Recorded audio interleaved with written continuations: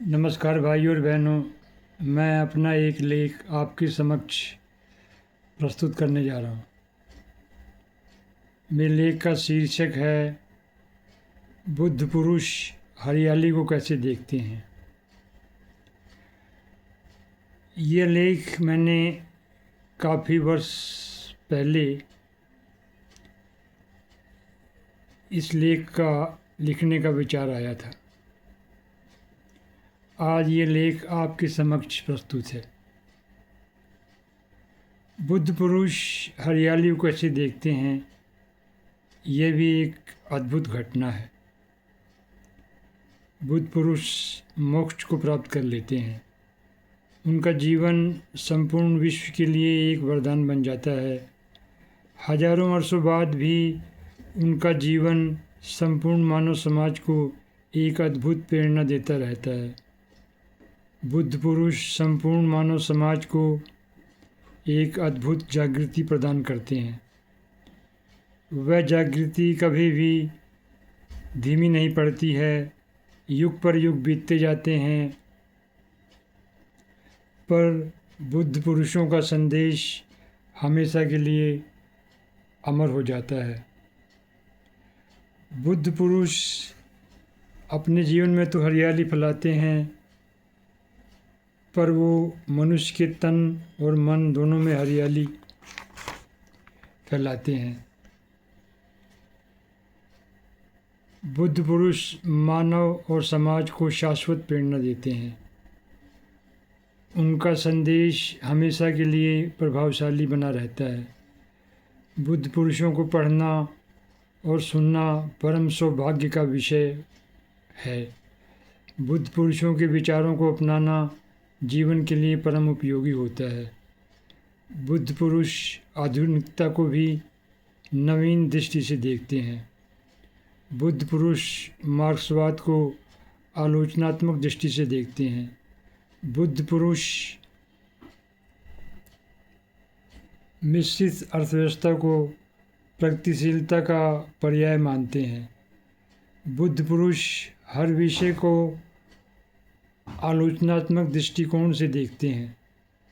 बुद्ध पुरुष जीवन को श्रेष्ठतम और महानतम बनाने का प्रयास करते हैं और समाज को भी श्रेष्ठ बनाने का प्रयास करते हैं। बुद्ध पुरुष न्यूटन की रचनाओं को भी समझने का प्रयास करते हैं। बुद्ध पुरुष न्यूटन की रचनाओं के विश्लेषण का भी प्रयास करते हैं। गुरुत्वाकर्षण एक बल है। ये बल बहुत ही प्रभावशाली है। इसी तरह अन्य प्रकार के भी बल होते हैं। बुद्ध पुरुष प्रकृति की हर रहस्य को जानने का प्रयास करते हैं।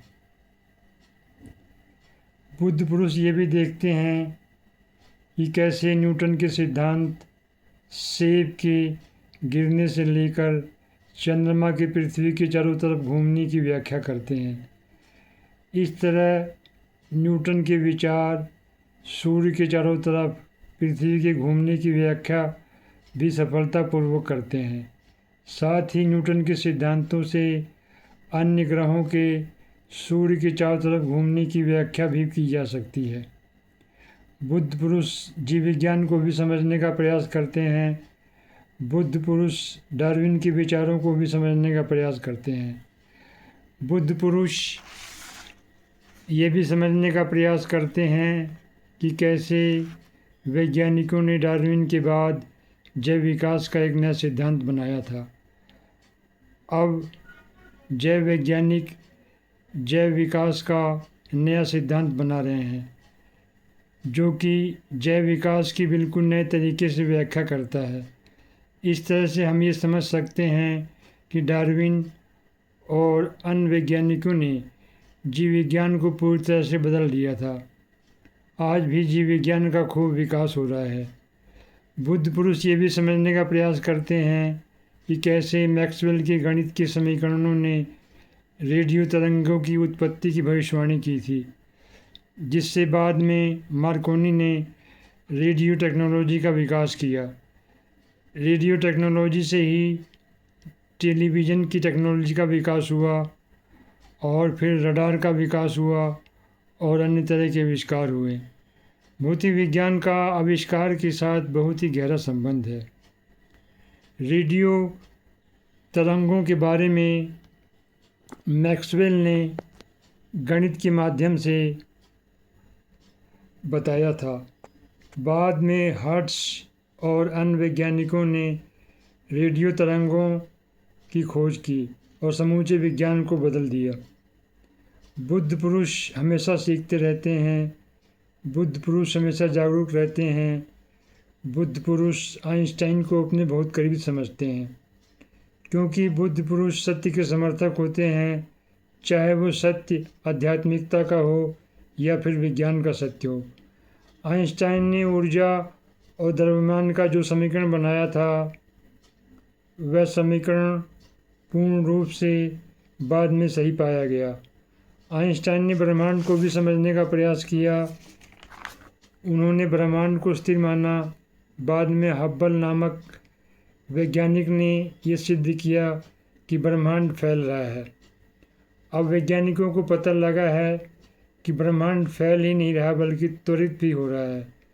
आज कॉस्मोलॉजी नामक विज्ञान की एक नई शाखा बन गई है, जिसे हिंदी में ब्रह्मांड विज्ञान कहते हैं। स्टीफन हॉकिंस भी एक बुद्ध पुरुष थे, जिन्होंने भौतिक विज्ञान के क्षेत्र में बहुत ही अच्छा कार्य किया था।